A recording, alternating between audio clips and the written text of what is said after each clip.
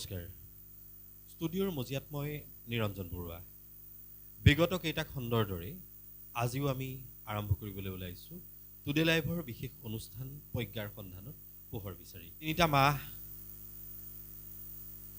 আমি তথা সমগ্ৰ অসমবাসী শোকত ম্ৰিয়মান হৈ আছে। জুবিনবিহীন পৰিৱেশ নিমাওমাও। তাৰ প্ৰাক্ষণত আমি টুডে লাইভৰ বিশেষ অনুষ্ঠানসমূহ আমি পৰিৱেশন কৰাৰ পৰা বিৰত আছিলোঁ। আজি টুডে লাইভৰ মজিয়াত আকৌ আমি জীপাল কৰি তুলিবৰ বাবে আৰম্ভ কৰিবলৈ ওলাইছোঁ টুডে লাইভৰ বিশেষ অনুষ্ঠান প্ৰজ্ঞাৰ সন্ধানত পোহৰ বিচাৰি। আজি আমাৰ এই অনুষ্ঠানলৈ আমি আমন্ত্ৰণ জনাই আনিছোঁ এজনী কণমানি ছোৱালী, নাম তাই লক্ষীপ্ৰিয়া শইকীয়া।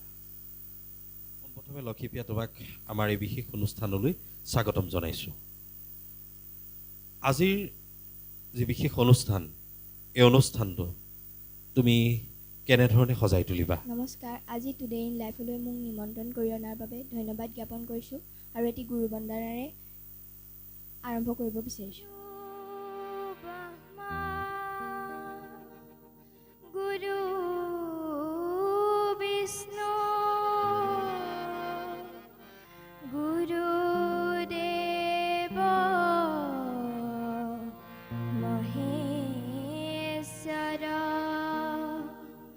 গুৰু সাক্ষাৎ পৰম ব্ৰহ্মা তস্मै শ্ৰী গুৰৱে নমঃ। তস্मै শ্ৰী গুৰৱে নমঃ। মই এতিয়া কলাগুৰু বিষ্ণুপ্ৰসাদ ৰাভাৰ এটি গীত গাবলৈ আৰম্ভ কৰিছোঁ। ও পূজাৰী আদৰি দিলো এই বৰ্ণ শৰাই, পূজাৰী দিলো এই বৰ্ণ শৰাই, পূজাৰী দিলো এই বৰ্ণ শৰাই। ও পূজাৰী আদৰি দিলো এই বৰ্ণ শৰাই, পূজাৰী দিলো এই বৰ্ণ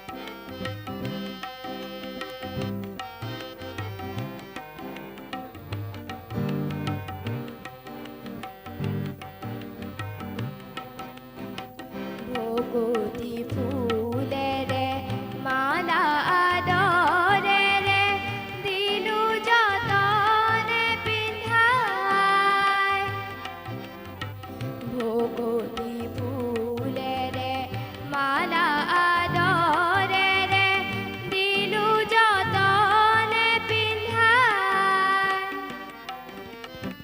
শংখ কামুৰুলি জোকাৰি উৰুলি শংখ কামুৰুলি জোকাৰি উৰুলি তোমাৰে মহিমা গাই নামৰ জোতালে নিতাল ফুলে তালে গোবিন্দ নাম গান গায় পূজাৰী দিলো এই বৰ্ণ হৰাই পূজাৰী দিলো এই বৰ্ণ হৰাই ও পূজাৰী আদৰি দিলো এই বৰ্ণ হৰাই পূজাৰী দিলো এই বৰ্ণ হৰাই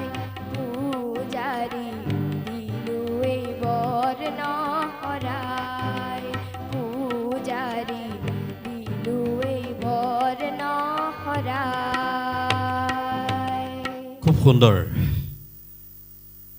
এটি ৰাভা গীতেৰে আজিৰ অনুষ্ঠানটো তুমি ইমান সুন্দৰকৈ জীপাল কৰি তুলিলা আমি তোমাক ধন্যবাদ জ্ঞাপন কৰিছোঁ মই তোমাৰ কাষলৈ আহিছোঁ অকণমান আমি কথা পাতিব বিচাৰিছোঁ তোমাৰ ঘৰত কোন কোন আছে বৰ্তমান মোৰ ঘৰত মা দেউতা আৰু ভণ্টি আছে তুমি বৰ্তমান কিহত পঢ়ি আছা মই ক্লাছ 7ত পঢ়ি আছোঁ ক্লাছ 7ত পঢ়ি আছা কোন বিদ্যালয়ত পঢ়ি আছা উত্তৰ শিমলুগুৰি উচ্চ মাধ্যমিক বিদ্যালয় উত্তৰ শিমলুগুৰি উচ্চতৰ মাধ্যমিক বিদ্যালয়ত পঢ়ি আছে খুব সুন্দৰ আচলতে পঢ়া শুনাৰ সমান্তৰালভাৱে আমি সাহিত্য কৃষ্টি সংস্কৃতি পথাৰখন আমি জীপাল কৰি ৰাখিব লাগিব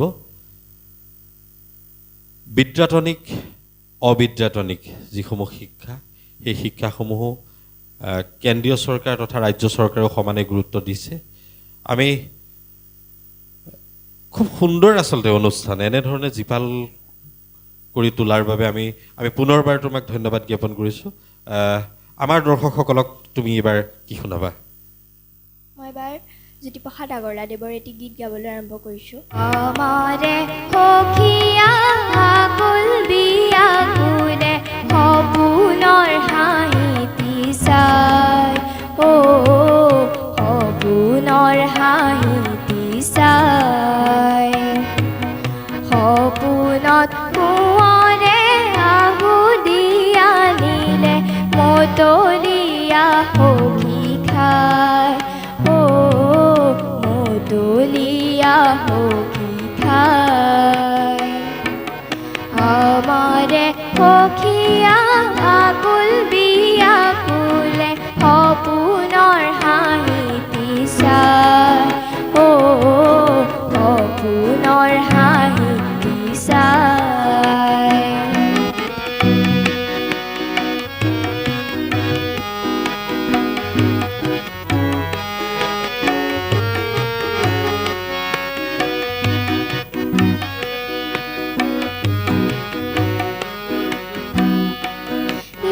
থকৰ বাতৰি সপোনত মিলিলে আছিল সখী বাটে চাই দি থকৰ বাতৰি সপোনত মিলিলে আছিল সখী বাটে চাই ফাগুনৰ বতাহে গাতে ছাতি মাৰে গাতে ছাতি মাৰি যায় ও গাতে ছাতি মাৰি যায় আমাৰে সখীয়া আকুল বিয়াকুলে সপোনৰ হাঁহিটি চাই ও সপোনৰ হাঁহিটি চাই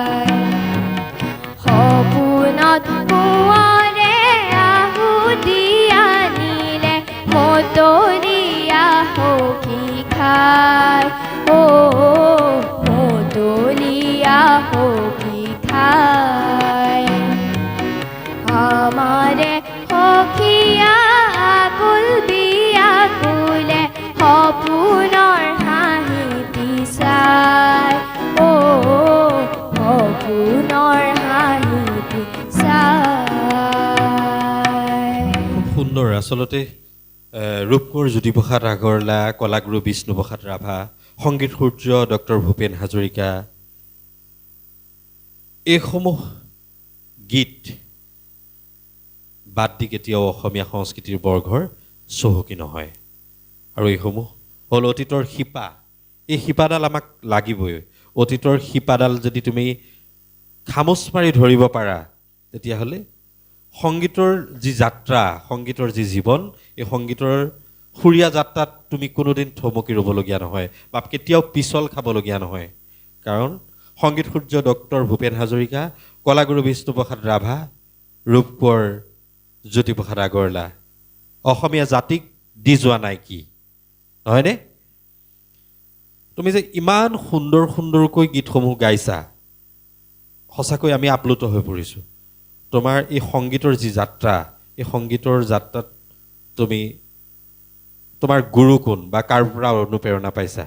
মা দেউতাৰ পৰা অনুপ্ৰেৰণা পাইছোঁ আৰু তুলসী গগৈ ছাৰৰ পৰাও বহুত প্ৰেৰণা পাবলৈ সক্ষম হৈছোঁ আৰু আগলৈও পাই যাম বুলি আশা কৰিছোঁ। নিশ্চিতভাৱে খুব ভাল লগা কথা। আচলতে ঘৰখনেই হ'ল আমাৰ প্ৰতিজন শিশু তথা যুৱক যুৱতীৰ কাৰণে আচল শিক্ষাৰ ঠাই।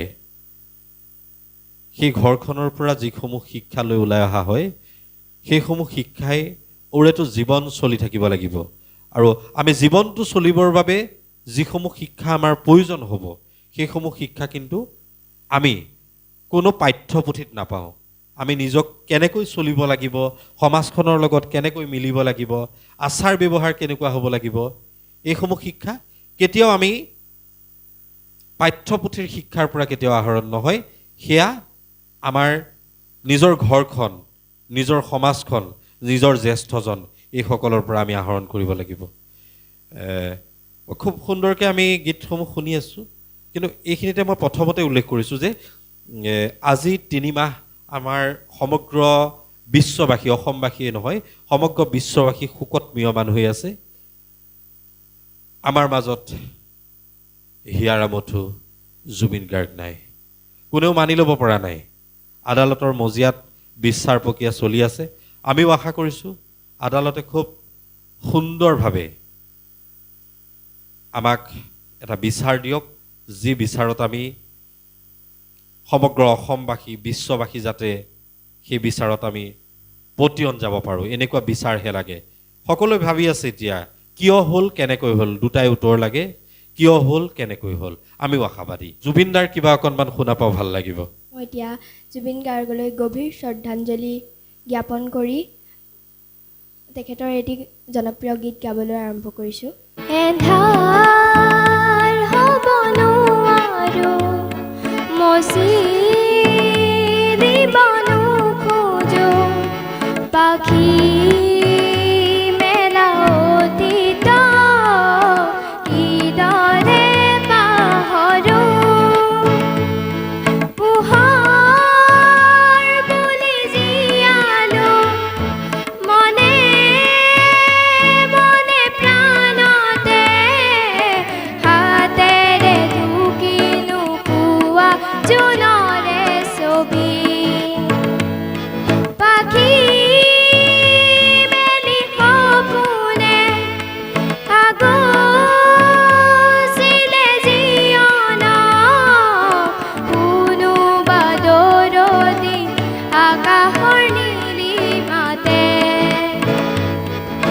সেই মন আজি যেন কিমান লীন হোৱা তৃষাত কিদৰে পাহৰো মই এন্ধাৰ হ'ব নোৱাৰো মচি দিব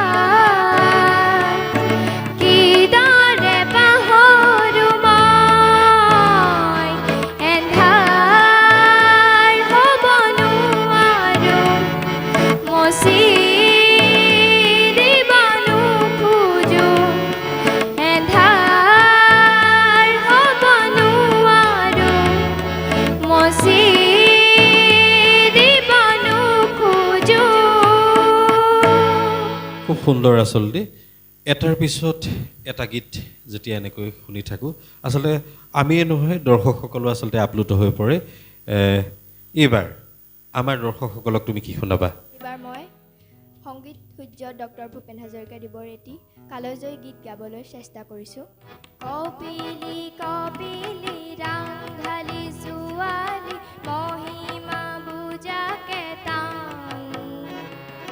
কপিলি কপিলি তই হৈ বাউলি বাৰী হাত মাৰিলি ধান কপিলি কপিলি ৰাংঢালি ছোৱালী মহিমা বুজাকে টান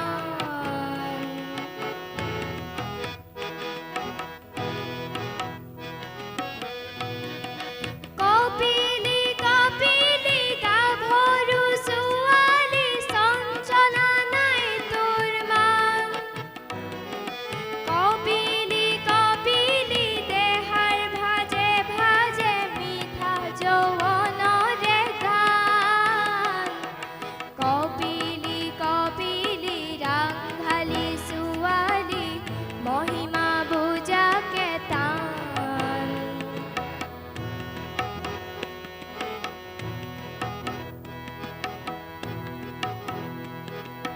কপিলি কপিলি তই তোনে জান তোৰ গাত কিমান শকতি তই তোনে জান তোতেই লুকাই আছে হেজাৰ সূৰুযৰে জ্যোতি সেয়ে বিজ্ঞানী ডেকাটি আজি কাচি ওলালে লগত ওলালে হেজাৰ মৃত্যুক নেওচি শ্ৰমিক ওলালে সাৱতি তোৰ দুয়ো পাৰ কপিলি কপিলি ৰাংঢালি ছোৱালী মহিমা বুজাকে টান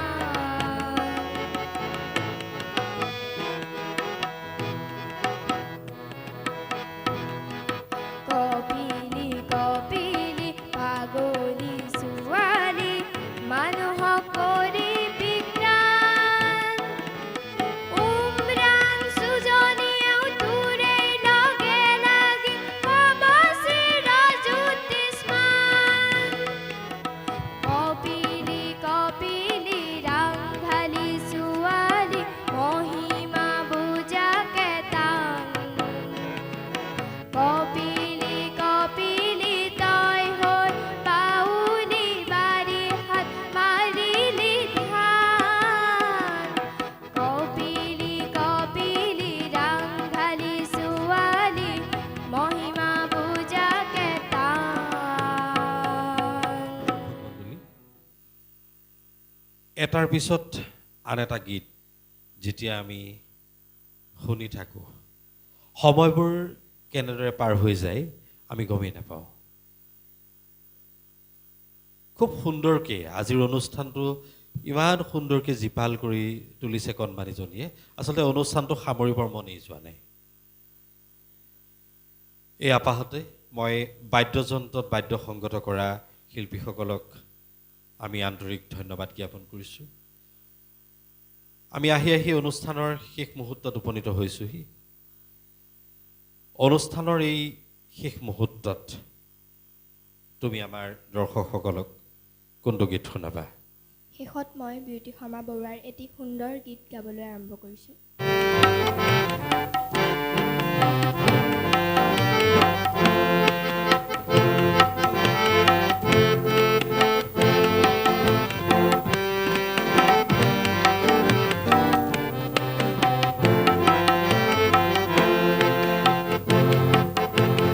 টুপ টুপ প্ৰভাতৰি পুৱাৰ নিয়ৰ হৰে আগ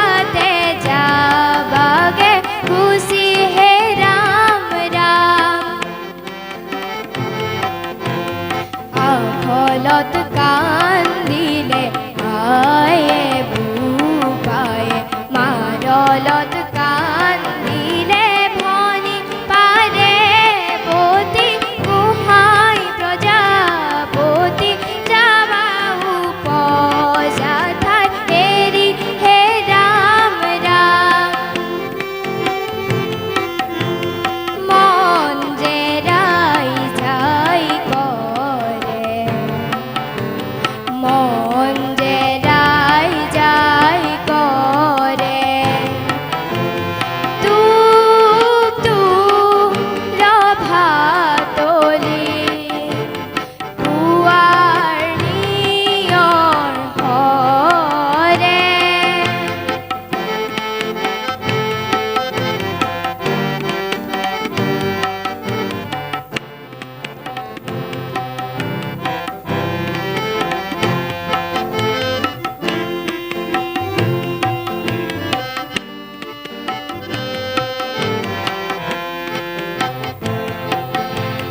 কৰে গোৰখিয়া পেপাতি বজাও পুৰনিৰ পথাৰৰ পৰা ৰভাতলি জৈনু মালে কইনা ওলালে বাচৰাৰ মুখলে বুলি হে ৰাম ৰাম বৰঘৰৰ লখিমী যাবাগে আদৰি হিয়া ইচাত বিচাত কৰে তুক তুক ৰভাতলি পুৱাৰ নিয়ৰ হৰে আগলতি কলা পাত